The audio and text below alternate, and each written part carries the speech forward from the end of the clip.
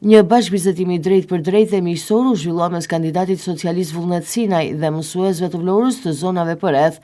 Qëllimi i takimit ishte ndarja e përvojave, sfidave dhe sugjerimeve lidhur me gjendjen aktuale dhe të ardhmen e arsimit në vend.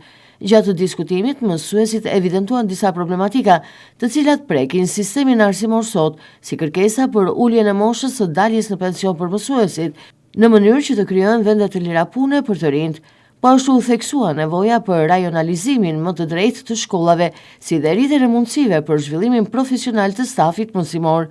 Sinaj, i cili kandidon për mandatin e tretë si deputet, u shpreh se është arsimtashës, dëgjues i mirë i problematikave e se dëshiron të jetë më pranë mësuesve, duke e vlerësuar kontributin e vazhdueshëm të tyre, ndërsa i cilësoi ata si themelet e zhvillimit shoqëror e të brezave të ardhshëm.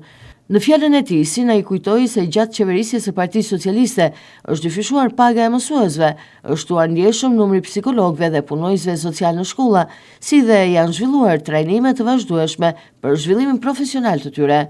Jam i parimit që gjëra duhet të zgjidhen, duhet të jenë praktike, nuk duhet të jemi teorik. Një drejtues i arsimit duhet të jetë ekspert, që ta njohë mësimdhënien, të njohë psikologjin, të njohë hallet, problemet direkt në bazë, është mëse normale. Pasi të paktën në drejtimin e pagave, di që jeni vlerësuar. Një arritur pagat dyfish, keni kapur nivelet 900 euro, 900 ca euro. Jeni trajtuar mirë, nuk jeni më mësuesit e asaj që merrni 420 euro pagë, duhet sakrifikoni çdo gjë.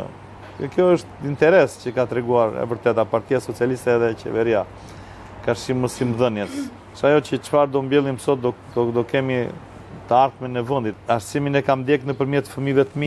Kandidati Sinaj nënvizoi se investimet në arsim nga ana e Partisë Socialiste do të vijojnë me projekte të reja dhe konkrete, duke i dhënë prioritet modernizimit të infrastrukturës shkollore dhe forcimit të cilësisë së mësimdhënies.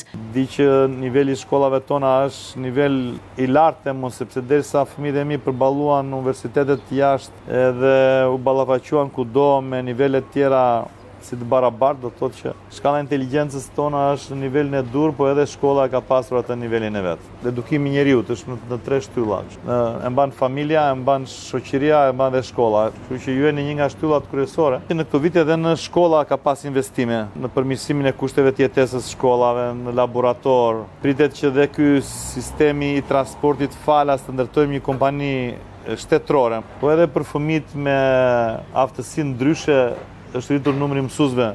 Një mësues për një fëmijë është bërë goxha investim në këtë drejtim.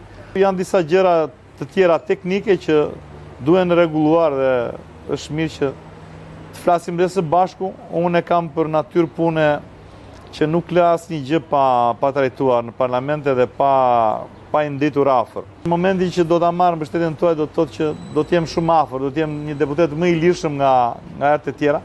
Mendoj që do jem një përfaqësues shumë i mirë i arsimit në parlament, edhe pse nuk jam mësues, po jam dëgjues i mirë, jam sistematik në punë, jam i disiplinuar nga natyra edhe nga shkolla që kam bërë. Kam qenë arsimdash, më kanë pëlqyer lëndët shkencore, më pëlqen dhe historia. Unë vazhdoj lexoj akoma në histori.